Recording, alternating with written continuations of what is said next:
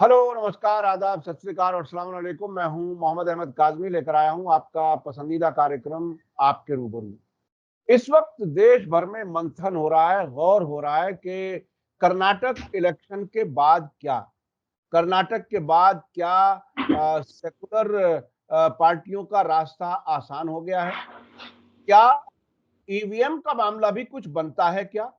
इस वक्त ईवीएम के बारे में कोई बात नहीं कर रहा, चूंकि अब से पहले के इलेक्शंस में ऐसे बहुत से सबूत सामने आ चुके जिसमें ईवीएम का गड़बड़ घोटाला,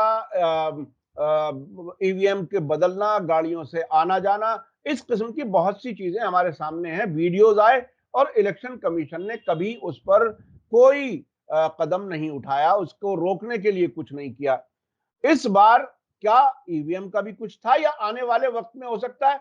क्योंकि कुछ लोगों का कहना यह है कि बीजेपी ऐसी स्ट्रेटेजी पर चलती है कि कुछ छोटे इलेक्शन हारने के बाद बड़े इलेक्शन में ईवीएम का गड़बड़ घोटाला करती है, ऐसा कुछ लोगों का कहना है।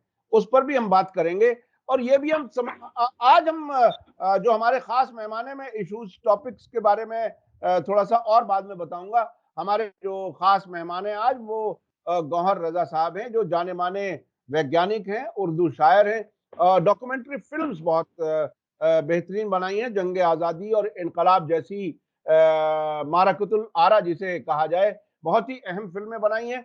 इसके अलावा आप सोशल एक्टिविस्ट हैं, बहुत सी किताबें आपने लिखी हैं। गौहर रजा साहब से हम बात करते हैं तो हमेशा वो गहराई हमें मिलती है, समझने का के एवेन्यूज खुलते हैं जिसमें हमें बहरहाल गौर करना चाहिए।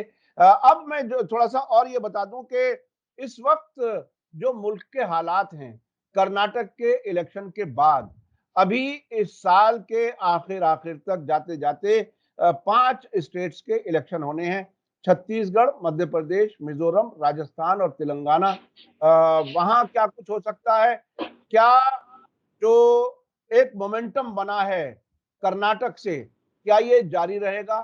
क्या ये जारी रहते रहते आगे 2024 बीजेपी को हराना आसान हो जाएगा? इस सब पर हम बात कर रहे हैं। गौहर रजा साहब, वेलकम है आपका। मीडिया स्टार वर्ल्ड को आप वक्त दे देते हैं, उसके लिए बहुत काज़मी बहुत साहब, शुक्रिया। बेहद शुक्रिया एक बार फिर मुझे बुलाने का। अब इस उम्र में जब मैं पलट के देखता हूँ और जो हालात हमारे चारों तरफ हैं, उसमें हमारे पास और क्या रह जाता है कि अगली नस्लों के लिए कुछ छोड़ जाएँ और ऐसा हिंदुस्तान छोड़ जाएँ जो बेहतर हो। इसी की कोशिश है। आप भी इसी की कोशिश कर रहे हैं और उसके लिए मैं आपके चैनल का शुक्रिया अदा करता हूँ। अच्छा, गौहर रजा साहब, आप ये बताइए कि कर्नाटक इलेक्शन के नतीजों को और उसके नेशनल पॉलिटिक्स पर इम्पैक्ट की क्या उम्मीद है? इन नतीजों के बाद आप इसको कैसे देख रहे हैं? मैं 2-3 चीज़ें इसके बारे में कहना चाहता हूँ काज़मी साहब। एक तो ये है कि अ, जो आवाम थी, उसने पिछली बार भी कांग्रेस को ही जिताया था। ये हमें याद रखना चाहिए और वहाँ खरीद ली गई थी सरकार और फिर खरीद के अ, भारतीय जनता पार्टी और आरएसएस उसे चलाती रही इतने दिन तक और हमें मालूम है कि वो कैसे चलाई गई सरकार। वो 40% की सरकार, उसका नाम पड़ गया था, अवाम के बीच में। ये ऐसा नहीं है कि ये नाम जो है वो ऊपर से कहीं से आया था और राहुल गांधी या किसी ने सोच लिया था, बल्कि अवाम के बीच में ये नाम मशहूर हो गया था उनके बारे में। तो सबको मालूम था कि क्या हो रहा है वहाँ। खास तौर पर एक कॉन्ट्रैक्टर ने अपनी सुसाइड से पहले वो लिख करके छोड़ा था। उससे उससे बड़ा सबूत नहीं हो सकता कि आदमी कोई जान दे रहा हो और उस वक्त कोई बात बता रहा हो। बिल्कुल। अ मैं ये कहना चाहता हूँ कि वहाँ के अवाम ने 2-3 सबक सिखाए। एक तो ये कि तुम खरीदी हुई सरकार बनाओगे, तो हम तुम्हारा ये हाल करेंगे। यानी खरीदना, बेचना, लोकतंत्र को सैबोटाज करना, उसकी जड़ें खोदना ये हमें मंज़ूर नहीं। दूसरी चीज़ ये कि हिंदू-मुसलमान और जिस तरह की बातें की गई बीच-बीच में बीजेपी ने लगातार कम्युनल मुद्दों को उठाने की कोशिश की वहाँ पर। हिजाब का मसला इतना जोर-शोर से उठाया गया वहाँ। टीपू सुल्तान को जिस तरह से डिस्क्रेडिट करने के लिए झूठी चीज़ें हैं और आज उन्होंने रिज़ाइन भी कर दिया, जिन्होंने एक झूठी किताब लिखी थी और उसकी किताब के ऊपर एक प्ले भी किया गया था। इन सारी चीज़ों को बहुत बढ़ाया-चढ़ाया गया। वो कश्मीर फाइल्स हो या केरल स्टोरी हो, वो चीज़ें हमें मंज़ूर नहीं। ये बहुत एक स्ट्रॉन्ग दूसरा मैसेज था।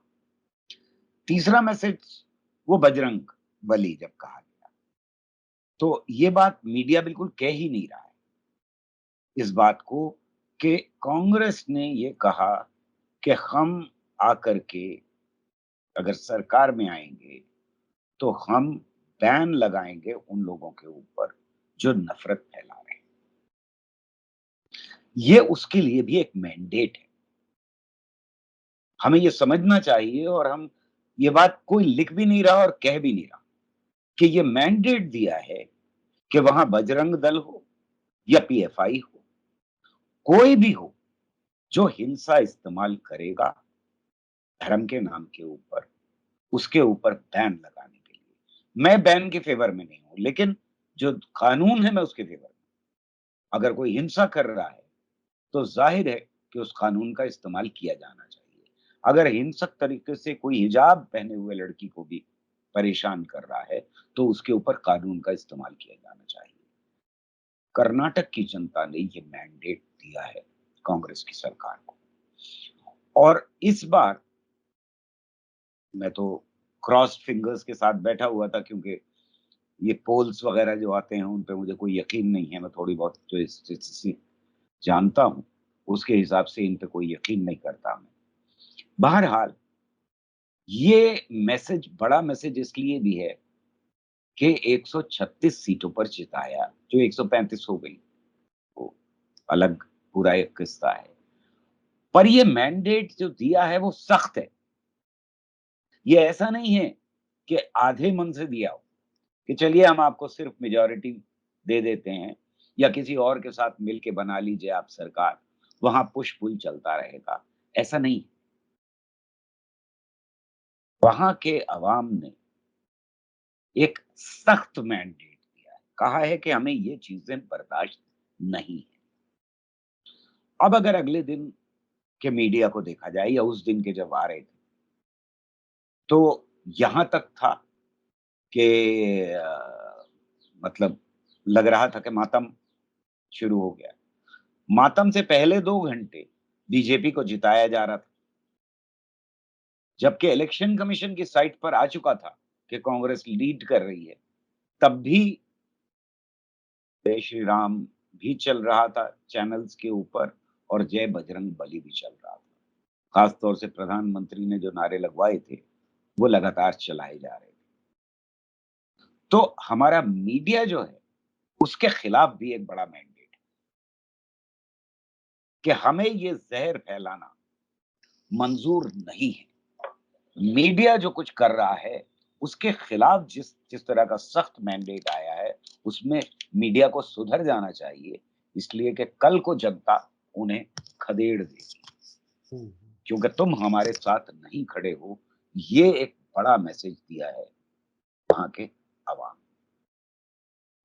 अब आते हैं इस बात के ऊपर कि उसके बाद क्या असर पड़ेगा। तो हमें ये साफ दिखाई दे रहा है कि हरियाणा का इलेक्शन है, मध्य प्रदेश का इलेक्शन है, राजस्थान का इलेक्शन है, नॉर्थ ईस्ट में इलेक्शन है।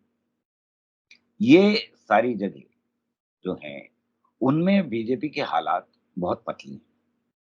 छत्तीसगढ़ का इलेक्शन, मध्य प्रदेश में लोग ज़्यादातर ये बता रहे हैं कि अ, बहुत बुरे हालात में है बीजेपी और उसकी साख को बहुत बड़ा धक्का लगा है।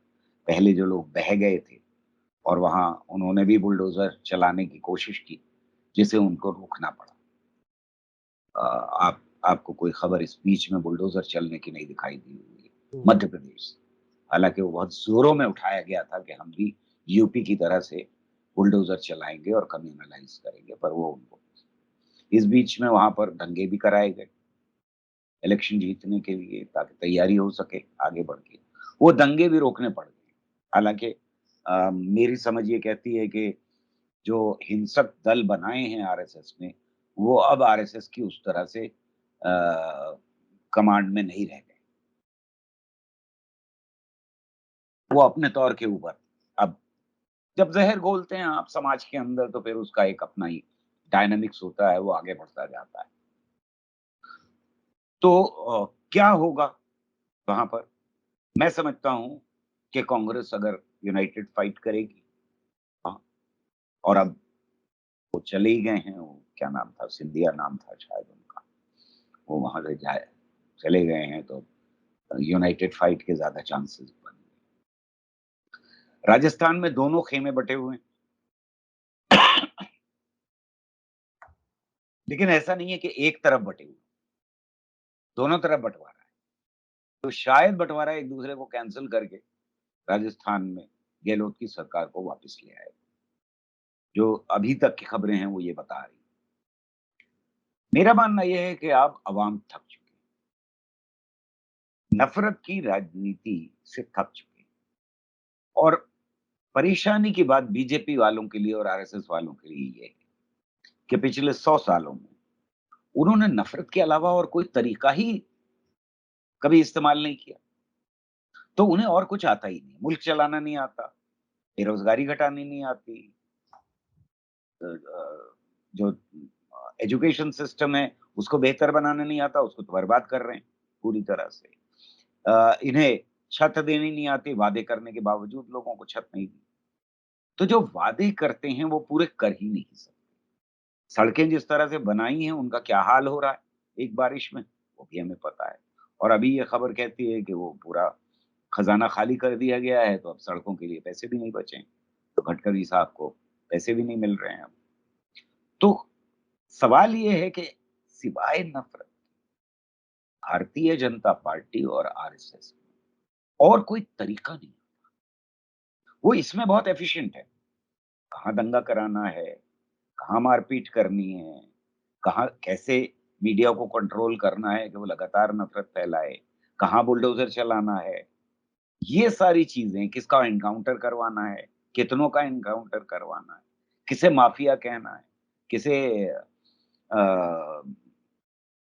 अवार्ड वापसी गैंग कहना है, नए-नए नाम, इसमें एफ़िशिएंट है और इसमें मानना चाहिए कि वो बहुत एफ़िशिएंट है। पर बाकी मुल्क चलाना नहीं आता अच्छा, मैं और उसी वो पर आना सीखने की चाहता भी तरह है यार। मैं उसी पर आना चाहता था कि देखिए, अगर बीजेपी की किसी मेज़ कुर्सी पे कोई बैठा है, ज़िम्मेदारी बीजेपी के पास की है, क्या कर्नाटक इलेक्शन के बाद जो तजर्बा हुआ, क्या बीजेपी में बैठा हुआ कोई आदमी अगर समझदार हो, स्ट्रैटेजिस्ट हो, क्या वो नफ़रत छोड़ने की बात सोच सकता है? क्या वो नफ़रत पर ही जारी रखना कैंपेन जारी रखने को में कोई भलाई देख सकता है अपनी पार्टी की? अब पार्टी क्या कुछ कर सकती है? नफ़रत बढ़ाती है तो इलेक्शन और ज़्यादा हारने का इंतज़ाम होता है। नफ़रत छोड़ती है तो वो अपने अंधभक्तों को कैसे सैटिस्फाई करेगी? ये जो बिल्कुल जहाँ बंद गली वाली जैसी हालत बज़ाहिर लग रही है, आपको क्या लगता है कि कर्नाटक के बाद बीजेपी किस तरह से इलेक्शन जीतने की स्ट्रैटेजी बना सकती है? देखिए, एक एक ज़हन होता है जिसको हम माफ़िया ज़हन कहते हैं। यानी वो माफ़िया की तरह से इस्तेमाल करता है, जिसके लिए समाज के नाज़ुक रिश्तों का कोई मतलब नहीं होता, जिसके लिए सभ्यता का कोई मतलब नहीं होता, जिसके लिए कानून का कोई मतलब नहीं होता, कानून पैरों की ज़ंजीर हो जाता है। या जिसके लिए अ, मतलब हिंसा के बिना वो सोच नहीं सकता है। सबक सिखाना है, इसके बिना वो सोच नहीं सकता है। तो ये जो सबक सिखाना और नफ़रत दोनों की राजनीति है, ये आरएसएस 90 साल से घुलती रही, शाखाओं के अंदर हो, बाहर हो, वो लगातार चलाते रहे। तो इससे बाहर सोचना उनके लिए मुमकिन बड़ा मुश्किल से होगा। हुँ। 9 साल हो गए गद्दी पर बैठे हुए। आज भी वो वापस लौट के नफ़रत की तरफ जाते हैं, जैसे ही कहाँ कहीं कमज़ोर पड़ने लगते हैं, वो नफ़रत की तरफ चले जाते हैं। यानी कर्नाटक में हमें ये बहुत स्टार्क तरीके से दिखाई दिया कि जितना ज़्यादा वो नर्वस हो रहे थे कि हार रहे हैं, उतना ज़्यादा वो नफ़रत की तरफ जा रहे थे। हुँ, इसके बावजूद कि वहाँ की जनता लगातार रिजेक्ट कर रही थी नफ़रत को, उसके बावजूद वो ज़्यादा से ज़्यादा नफ़रत की तरफ बढ़ रहे थे और हिंसा की तरफ बढ़ रहे थे।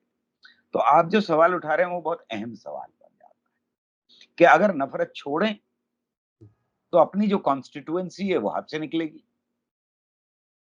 और अगर नफ़रत की तरफ और जाएँ, तो बाकी लोग एलियनेट हो जाएँगे।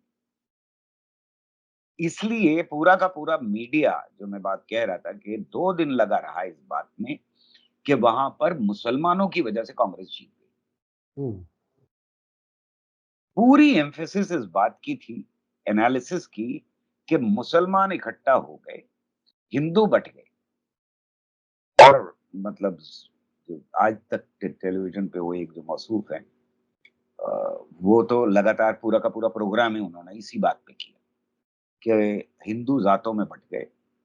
हिंदू इकट्ठा हो गए नफ़रत के खिलाफ, मुसलमान इकट्ठा हो गए नफ़रत के खिलाफ, क्रिश्चियंस इकट्ठा हो गए नफ़रत के खिलाफ। मेरी एनालिसिस तो ये कहती है। तो अब जो पूरा सवाल है इस बात का कि ये करे क्या? कैच 22 सिचुएशन है इनकी। मेरा मानना ये है कि ये फिर से हिंसा की तरफ आगे बढ़ेंगे। 2024 जीतने के लिए इनको और कुछ नहीं आता, ये सिर्फ़ हिंसा करेंगे और हो सकता है कि बड़ी हिंसा करें। अच्छा, इसमें खतरा है। एक एक एक इसमें एक पहलू और है। वो मीडिया और वो बीजेपी जो अब से पहले मुसलमानों की वोट को इर्रेलेवेंट बनाने का दावा कर चुके थे और इर्रेलेवेंट कुछ लोगों ने हमने आपने भी ये महसूस कर लिया था कि शायद मुसलमान इर्रेलेवेंट हो गए। तो क्या कर्नाटक इलेक्शन के बाद बकौल उनके मुसलमानों की वोट रेलेवेंट हो गई? नंबर एक। दूसरा ये कि आखिर अगर अगर नफरत की ही तरफ जाएंगे तो उसमें तो इलेक्शन हारना और इंश्योर होता चला जाएगा। और इस बीच में आपने हिंसा की बात कही, लेकिन एक और इशू है जिस पर अभी कोई बात नहीं कर रहा है, वो है ईवीएम। ईवीएम का जादू जो है अब से पहले कई बार चल चुका है, ऐसा बहुत लोगों का जानना समझना है। मैं उत्तर प्रदेश के इलेक्शन की बात याद दिला सकता हूं, पिछली बार जो हुए थे उन गांवों में, उन कस्बों में जहां बाहर बोर्ड लगे थे कि बीजेपी के किसी भी आदमी की एंट्री मना है, वहां से भी बीजेपी के लोग जीते। ये सबूत के तौर पर बात कही जा सकती है कि वहां ईवीएम का खेल चला। तो अब क्या है, ईवीएम पर कोई बात नहीं कर रहा, ना कांग्रेस बात कर रही, ना कोई बात कर रहा है। तो ये कहानी क्या है? क्या इसी के जरिए 24 बीजेपी को पार करने में मदद होगी? क्या होगा? देखिए, एक छोटे से प्रोग्राम में ईवीएम को समझना और उसके टेक्निकल इश्यूज़ में जाना, ये तो मुमकिन नहीं है। तो मैं इसका जवाब हम साइंटिस्ट जो हैं वो लंबे जवाब दिया करते हैं, क्योंकि उनको आसानी से समझा नहीं जा सकता बात को। तो मैं ईवीएम के बारे में 2-3 बातें कहना चाहता हूँ। एक तो ये कि वो मैनिपुलेट की जा सकती है, मेरा ये यकीन है। लेकिन क्योंकि इलेक्शन कमीशन ईवीएम की मशीन को एक्सपेरिमेंट्स के लिए देना नहीं चाहता, इसलिए कभी भी ये बात साबित नहीं की जा सकती साइंटिफिकली कि वो मैनिपुलेट हो रही है, ये वाली मशीन हो रही है या नहीं हो रही है और उनका दावा सच है या नहीं कि ईवीएम उनकी बनाई हुई ईवीएम नहीं हो सकती। मैं ये समझता हूँ कि दुनिया में इंसान ने जो भी मशीन बनाई है, वो मैनिपुलेट की जा सकती है। हम मैनिपुलेट करना तब कहते हैं जब चोरी की जा रही है, वरना हम उसको अंग्रेजी में ऑपरेट करना कहते हैं। पर मशीन को इन दोनों अल्फाज का फ़र्क नहीं मालूम कि ऑपरेट कर की जा रही है वो या उसे मैनिपुलेट किया जा रहा है। वो चोरी की जा रही है या सही तरीके से इस्तेमाल की जा रही है, ये मशीन को नहीं पता। दूसरी बात ये कि जो भी करेगा मैनिपुलेट, उसके पास 2 चीज़ें होनी चाहिए। एक तो वो शातिर होगा, अगर वो शातिर नहीं है, तो ना ऑपरेट कर सकता है, ना मैनिपुलेट कर सकता है। और दूसरे उसके पास स्किल होनी चाहिए, उसे ऑपरेट करने की। शातिर जब मैं कह रहा हूँ, तो वो पूरे प्लान के साथ करेगा ना, वैसे ही थोड़ी ना कर देगा कि भाई मुझे ख्वाब आया, किसी ने पैसे दे दिए, चलो जाओ। ये दुकान पे वो ठीक कराना थोड़ी ना है, सेल फ़ोन ठीक कराना थोड़ी ना है, कि मैं वहाँ चला गया, उससे ले लिया। जो आदमी कर रहा है, वो अपना पूरा बचाव करे, नंबर 1। नंबर 2, वो इस बात का ख़्याल रखेगा कि राज़ खुलने ना पाए, उसके लिए सारी चीज़ें तैयार करेगा, फ़िज़ा बनाएगा। नंबर 3 ये कि वो ऑपरेट करने के लिए जिन लोगों को एम्प्लॉय करेगा, उनको थोड़ी ना बताएगा कि भई मैं मैनिपुलेट करने जा रहा हूँ। उनका तो इस्तेमाल करेगा बस। तो अब सवाल ये उठता है कि थ्योरेटिकली हम ये मान सकते हैं कि अगर एक मशीन मैनिपुलेट हो सकती है, तो सारी मशीनें मैनिपुलेट हो सकती हैं। एक बूथ कैप्चर हो सकता है, तो सारे बूथ कैप्चर हो सकते हैं, जो अब से पहले नहीं हो सकता था, क्योंकि आपको लठैत चाहिए थे कैप्चर करने के। अब आपको टेक्नोलॉजी चाहिए। लेकिन हिंदुस्तान इतना बड़ा है और अगर आप शातिर हैं, तो आप सब जगह मैनिपुलेट नहीं करेंगे। आप ये देखेंगे कि किन जगहों पे ज़रूरत है, कितने वोट चुराने की ज़रूरत है, कितने वोट से ज़्यादा चुराए जाएँ तो खुल जाएगा मामला। जो कहीं-कहीं होता हुआ दिखाई देता है हमको, जैसे आपने इलाहाबाद का ज़िक्र किया मेरे ख़्याल में, जहाँ लोगों ने बाहर लिख के लगा दिया कि वोट बीजेपी वाले वोट माँगने यहाँ ना आएँ, हमें शर्मिंदा ना करें, वोट माँग कर शर्मिंदा ना करें। तो सवाल ये है कि इस सारी तैयारी के बावजूद कहीं-कहीं खुल जाता है। तीसरी बात जो मैं कहना चाहता हूँ, जो कहीं ज़्यादा अहम है, बाकी सारी टेक्निकल बहस को छोड़िए। मैं हिंदुस्तान के अलग-अलग हिस्सों में गया हूँ, पिछले 10-15 सालों में।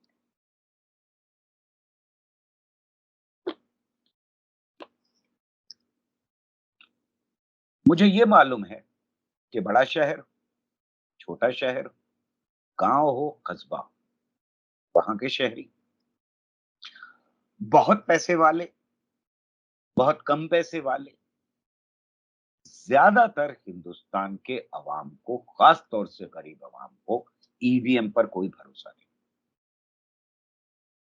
और अगर ईवीएम पर भरोसा नहीं है वोटर को, तो ये वजह काफ़ी है ईवीएम को खत्म करने की, ईवीएम का इस्तेमाल ना करने की। मैं टेक्निकल बहस की बात ही नहीं कर रहा। सिर्फ़ इतना कि हिंदुस्तान के अवाम को और मेजॉरिटी को इस वक़्त, इंक्लूडिंग आरएसएस वालों को,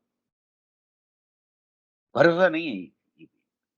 सबसे पहले सवाल आरएसएस वालों ने ही उठाए थे, सबसे पहली किताब भी ईवीएम के खिलाफ आरएसएस ने ही लिखवाई। तो उनको भी भरोसा नहीं है, वो खुश है इस बात को लेकर के कि हम ईवीएम से जीत जाते हैं, लेकिन भरोसा नहीं। अब सवाल ये है कि पॉलिटिकल पार्टीज़ का क्या रवैया रहा? पॉलिटिकल पार्टीज़ का अदर देन बीजेपी, आरएसएस, ये रवैया रहा है कि जब वो हारते हैं, तो शोर मचाते हैं, जब वो जीत जाते हैं, तो खामोश हो जाते हैं। उनकी समझ से ये बात बाहर है कि इलेक्ट्रॉनिक वोटिंग मशीन को हटाना कितना ज़रूरी है। अवाम को ये समझ में आ रहा है। अगर आप कर्नाटका की भी वो न्यूज़ देखें, जिसमें एक गाँव के अंदर लोगों ने ईवीएम को तोड़ दिया क्योंकि वो बीजेपी के कैंडिडेट की कार में। ये इसी इलेक्शन की बात कर रहा हूँ। पिछले इलेक्शन में भी ऐसे वाक़यात हुए कि लोगों को यकीन नहीं था, उन्होंने तोड़ दिया ईवीएम। मुझे खतरा ये है कि ये बढ़ता जाएगा। लोग, अवाम अपने वोट की कीमत को पहचानते हैं और उनके अंदर ये गुस्सा ईवीएम को लेकर के बढ़ता जाएगा और तब हिंसात्मक हो जाएगा। मुल्क के अवाम किसी भी, जब उन्हें कुछ नहीं दिखाई दे रहा होता, तो हिंसा की तरफ चले जाते हैं। ये एक बहुत बड़ा खतरा है। पॉलिटिकल पार्टीज़ गई तो हैं सुप्रीम कोर्ट में, वो पेंडिंग है, लेकिन वो ठंडी पड़ जाती हैं जब जीत जाती हैं। मेरे ख़्याल में जीतने के बाद ही सख्त रवैया इस्तेमाल करना चाहिए। अगर आप हार के सख्त रवैया इस्तेमाल करेंगे, तो बात नहीं सुनी जाएगी। आपका यकीन कम हो जाता है लोकतंत्र में जब आप जीत जाते हैं। लेकिन लेकिन इसमें इसमें एक चीज, माफ माफ कीजिएगा, मैं आपको जरा बीच में रोक रहा हूं। कर्नाटक में हारने के बाद भी आरएसएस और बीजेपी ईवीएम की बात नहीं उठा रही है।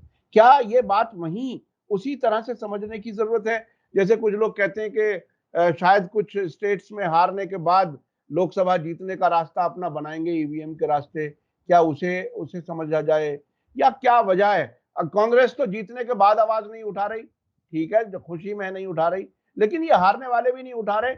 इससे क्या वो बात उस तरफ सोचा जा सकता है ज्यादा यकीन के साथ कि वो जो लोग शक जाहिर करते हैं कि बड़ा इलेक्शन जीतने के लिए ईवीएम को अपने तरीके से कर लो, छोटा इलेक्शन को एक दो हार भी जाओ तो कोई बात अ, 2 बातें ध्यान में रखनी चाहिए इस सवाल को लेकर।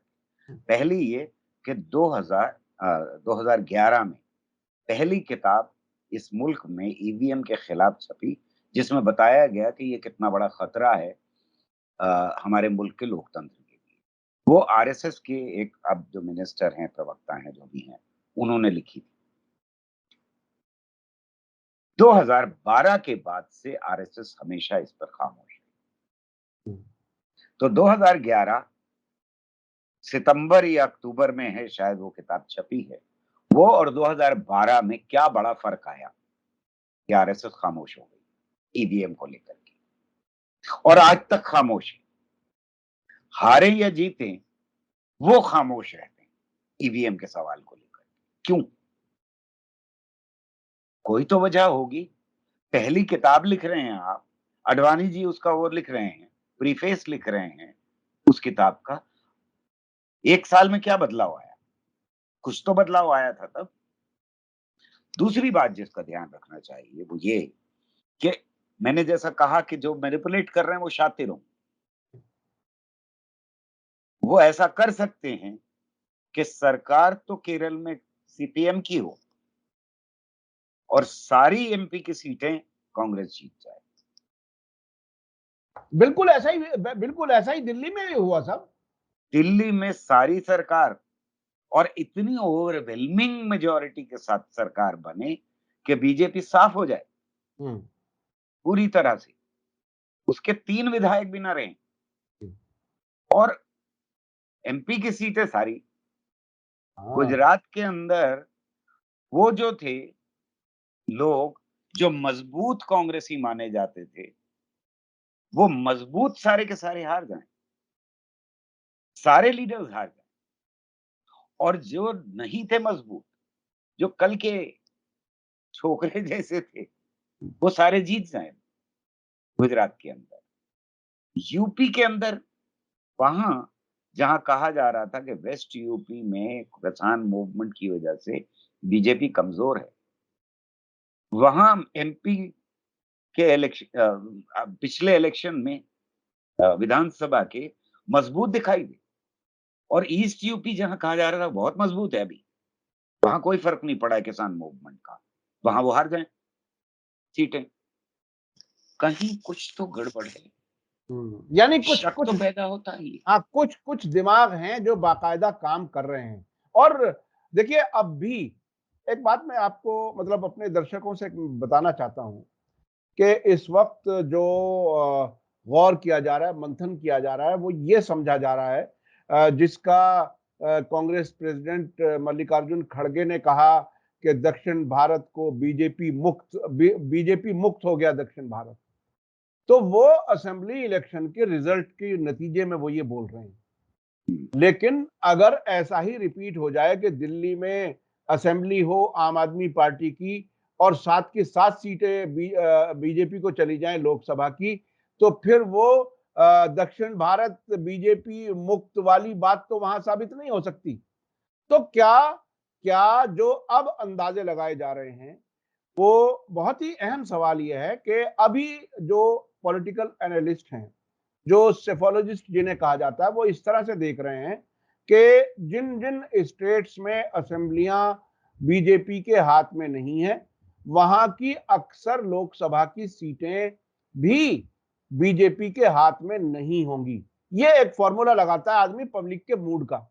लेकिन उस पब्लिक मूड के बिल्कुल अगेंस्ट, जैसे दिल्ली में यह कह दिया गया गोदी मीडिया के जरिए कि आम आदमी जो जो पब्लिक है वो लोकल गवर्नमेंट तो देना चाहती है आम आदमी पार्टी को, लेकिन सेंट्रल गवर्नमेंट देना चाहती है मोदी जी को।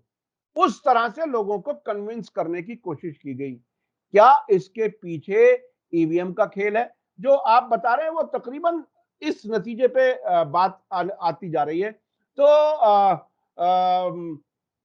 ये फिंगर्स क्रॉस रखने की बात साउथ इंडिया के बारे में, दक्षिण भारत के बारे में भी ये ना समझा जाए कि बीजेपी मुक्त हो गई अगर ईवीएम का खेल चल गया। क्या भाई यही कह रहे मुझे हैं आप? यकीन नहीं है ईवीएम के ऊपर काज़मी साहब रत्ती भर भी हाँ, कि उसे मैनिपुलेट नहीं किया जा सकता। जी, जी। तो जब तक ईवीएम है, तब तक तो लोकतंत्र का भविष्य किसी न किसी के हाथ में होगा। मैं नहीं हुँ, कह रहा कि बीजेपी के हाथ में होगा। कल को हो सकता है कि आईएसआई के हाथ में हो, परसों हो सकता है सीआईए के हाथ में हो, अमेरिकनों के चाइनीज़ के हाथ में हो, या जापानीज़ आकर के यहाँ ईवीएम को मैनिपुलेट करें। मुझे मुझे वो बहुत बड़ा खतरा दिखाई देता है। पर नहीं, पिछले अभी पिछले आप दिनों एक खबर पिछले दिनों एक खबर आई थी, शायद उस बारे में हम लोगों ने बात भी की थी कि इज़राइल की कंपनी उसमें बाकायदा इन्वॉल्व है। 30 से ज़्यादा मुल्कों में हुकूमतें उन्होंने अपने क्लाइंट्स की बनवाई हैं। तो बिल्कुल, वो हाँ, बिल्कुल, वो उस तरह की भी बिल्कुल आप चीज़ें हो सही सकती कह रहे हैं और लैटिन अमेरिका में बड़े एक्सपेरिमेंट्स किए गए। हैं।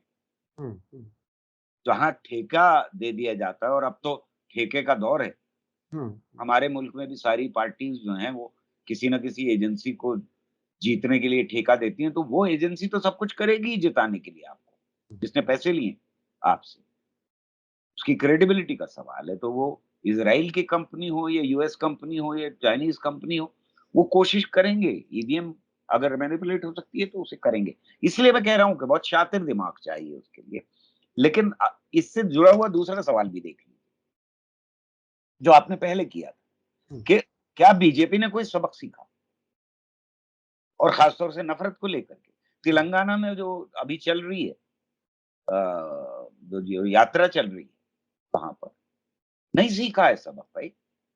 वहाँ नफ़रत फैलाने की पूरी कोशिश उसी डबल इंजन की सरकार वाला मामला दिखाई दे रहा है, कि वो डबल इंजन लगा कर के नफ़रत फैलाने की कोशिश कर रहे हैं। तो साउथ इंडिया बचा नहीं है, वो आइसोलेटेड नहीं रह सकता है। उम्मीदें ज़रूर बंध जाती हैं हमारी कि एक जगह हार गए, 2 जगह हार गए, यहाँ रिज़ल्ट्स अच्छे आ गए, वहाँ हमने जश्न मना लिया। लेकिन ये कि आप कह नहीं सकते हैं कि नफ़रत और ईवीएम मिला कर के जो घोल तैयार किया जाएगा, उसका क्या असर पड़ेगा? हुँ। ये बहुत ही अहम आपने बात कही कि नफ़रत और ईवीएम को मिला करके बीजेपी फिर वो खेल कर सकती है। अच्छा, मैं ये बिल्कुल जो हम डिस्कस कर रहे थे वो ये कि अब तो बाहर की या कोई भी कंपनी इलेक्शन जिताने के लिए काम कर सकती है। ये तकरीबन अगर हल्के उसमें बात की जाए लाइटर मूड में, तो ये तकरीबन ऐसा हो गया जैसे इवेंट मैनेजमेंट, ऐसे ही इलेक्शन मैनेजमेंट, बाकायदा कंपनी आ गई और साहब हम उनकी आपके लिए सब कुछ करेंगे जिताने के लिए। तो ऐसे वक्त में जब ईवीएम, नफरत, ये एजेंसियां, ये कंपनियां, ये सब आ जाए तो फिर उसके बाद लोकतंत्र नाम की क्या चीज रह जाती है?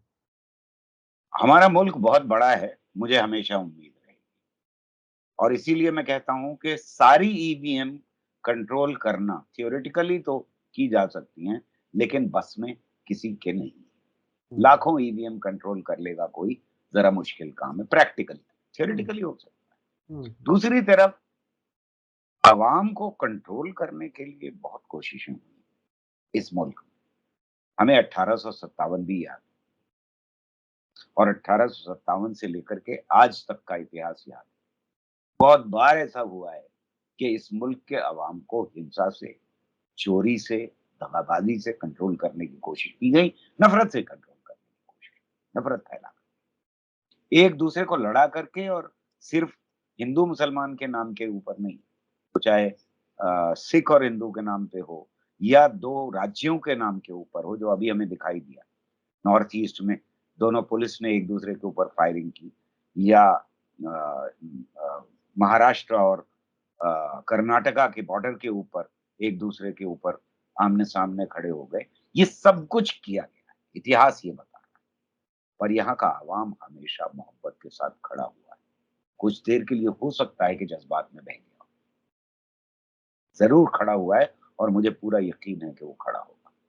ये बहुत ही अहम है। देखिए, आपने अब से पहले भी उम्मीद दिलाने की बातें की हैं और वो बात अब कर्नाटक से साबित भी हुई है कि इस मुल्क की आवाम पर भरोसा है। मुल्क का आवाम का डीएनए सेकुलर है। वो एक दूसरे को एहतराम देते हुए म्यूचुअल अकोमोडेट करते हुए जिंदगी जीने का सलीका उसे है। वक्ती तौर पर हो सकता है कोई जज्बात में आ जाए और कोई इस किस्म की कोई हरकत कर ले, लेकिन आम तौर पर ऐसा है। ईवीएम भी सारी कंट्रोल नहीं हो सकती, थियोरेटिकल हो सकती हैं, ये भी आपने कहा। आज इसी नोट के साथ के एक उम्मीद है कि मुल्क सीधे रास्ते पर चले और वो जो नफरत फैलाने से पहले वाली जो हालत थी, जैसी कर्नाटक ने दिखाई, इसी दौर में जब प्रधानमंत्री 30 से ज्यादा रैली करते हैं और जय बजरंग बली करके आप बीजेपी को वोट दो, ये सारी खुल करके वो बोलते हैं, अपील करते हैं। उसके बाद भी अगर कुछ ऐसे कॉन्स्टिट्यूएंसीज के, मेरे पास ऐसे कुछ अब से पहले प्रोग्राम्स में मैं बता चुका हूं, हमारे मेहमान भी बता चुके हैं कि कई ऐसी जगहों पर जमानत जब्त हुई है कैंडिडेट्स की बीजेपी की, या बहुत ही कम वोट आए हैं जहां प्रधानमंत्री ने सबसे ज्यादा नफरत की बातें की हैं। तो इस मुल्क के अवाम पर भरोसा है। इस भरोसे के साथ ही हम इस उम्मीद के साथ के हालात बेहतरी की तरफ जाएंगे।